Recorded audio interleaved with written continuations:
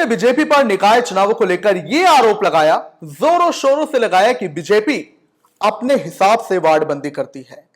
BJP सरकार लोगों की जाति देखकर वार्डबंदी करती है। बीजेपी सरकार अपने वोटर्स को देखकर वार्डबंदी करती है। तो क्या कांग्रेस के आरोप सच हैं? और आखिर कोर्ट ने हरियाणा सरकार को, बीजेपी की सरकार को पंचकुला में नए सिरे से वार्डबंदी करने के लिए आखिर क्यों कहा? और कोर्ट ने यह भी क्यों कहा कि हरियाणा सरकार का दोहरा मापदंड नहीं चलेगा? तो आखिर कैसा दोहरा मापदंड हरियाणा सरकार ने अपनाया था? क्यों वार्डबंदी पर रोक लगाई कोर्ट ने पंचकुला में? यह मैं अब आपको बता रहा हूं। नमस्कार, आप देख रहे हैं की दहाड़, मैं हूं आपके साथ हूं पांडे। देखिए, 3 नगर निगम सोनीपत, अंबाला और पंचकुला, इनमें चुनाव होने हैं, लेकिन अभी ये चुनाव 3 महीने के लिए टाल दिए गए हैं क्योंकि कांग्रेस के नेता कोर्ट का रुख करने गए थे। उन्होंने कोर्ट का रुख किया भी, एक याचिका दायर की और कहा कि बीजेपी की यह सरकार, हरियाणा की सरकार, लोगों की जाति देखकर और अपने हिसाब से वार्डबंदी करने में लगी है। उन्होंने एससी समुदाय की सीटें घटा दी हैं, जो कि गलत है। दरअसल पंचकुला में जनगणना के हिसाब से, जो कि 2011 की है, तो एससी समाज की 4 सीटें हैं रिजर्व। लेकिन हरियाणा सरकार ने पंचकुला में वार्डबंदी करते हुए अपने फैमिली इंफॉर्मेशन डेटा रिपोजिटरी को आधार माना और उस हिसाब से एससी समाज की 1 सीट वहां घटा दी। यानी पहले 4 थी, अब 3 हो गई। 20 वार्ड है पंचकुला में, उनमें से 4 रिजर्व है एससी समाज की, उनमें से 1 सीट घटा दी गई। अब इसी के खिलाफ कांग्रेस गई कोर्ट में और उन्होंने रुख किया कोर्ट का और कहा कि यह गलत है। उन्होंने सीट क्यों घटाई है, जबकि 2011 की जनगणना के हिसाब से 4 सीट बननी चाहिए? फिर बीजेपी सरकार आखिर ऐसा क्यों कर रही है, किस आधार पर कर रही है?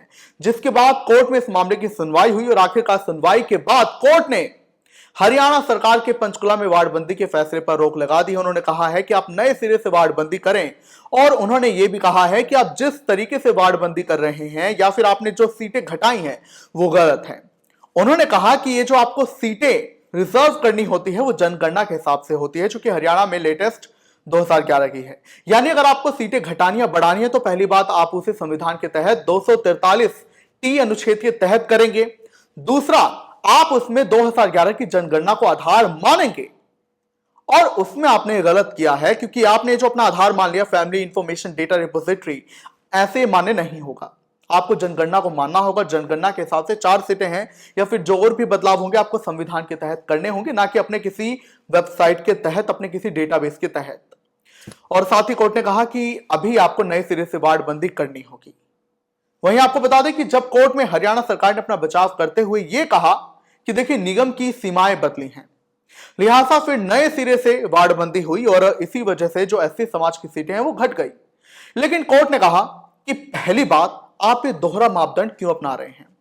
जहां एक तरफ आप जनगणना कंसीडर करने के लिए अपना फैमिली इंफॉर्मेशन डेटा रिपोजिटरी मान रहे हैं, एफआईडीआर, लेकिन दूसरी तरफ आप सीट घटाने के लिए कंसीडर कर रहे हैं 2011 की जनगणना को। या तो फिर 2011 की जनगणना को सब कुछ माने या फिर अपने एफआईडीआर को। और कोर्ट ने कह दिया कि आप ये दोहरा मापदंड नहीं मानेंगे। जनगणना आप मान रहे हैं नई नई एफडीआर के हिसाब से, लेकिन आप सीटें मान रहे हैं तब के हिसाब से, 2011 के हिसाब से। ऐसा मत करिए।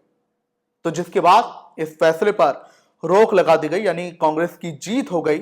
और इसके बाद से ही बीजेपी के तमाम विरोधी ये कहने लगे हैं कि बीजेपी अपने हिसाब से या फिर लोगों की जाति देखकर वार्डबंदी कर रही है। क्योंकि जब हाल ही में प्रदेश के अधिकतर निगमों में चुनाव हुआ था तो कांग्रेस ने जोरों शोरों से नारा लगाया था, आरोप लगाया था बीजेपी पर कि बीजेपी सरकार ने वार्डबंदी अपने वोटर्स को देखकर की है। जिस परिवार में कांग्रेस के वोटर्स हैं उसी परिवार के लोगों को, मान लीजिए एक परिवार में 5 लोग हैं और कांग्रेस ने कहा कि 5 लोग हमारे ही वोटर थे, तो हरियाणा की सरकार ने ऐसे वार्डबंदी की, प्रशासन ने ऐसे वार्डबंदी की, ये 5 लोग अलग अलग वार्ड में बट गए। कोई वार्ड 1 में चला गया, कोई वार्ड 2 में चला गया, कोई 3 में चला गया, कोई 4 में चला गया। जानबूझकर ऐसे वोट्स को फ्रेगमेंट किया गया ताकि कांग्रेस को वोट कम पड़े और बीजेपी के विरोधी लगातार कम होते जाएं। खैर, क्या कहेंगे आप इस पर कमेंट्स में जरूर बताएं।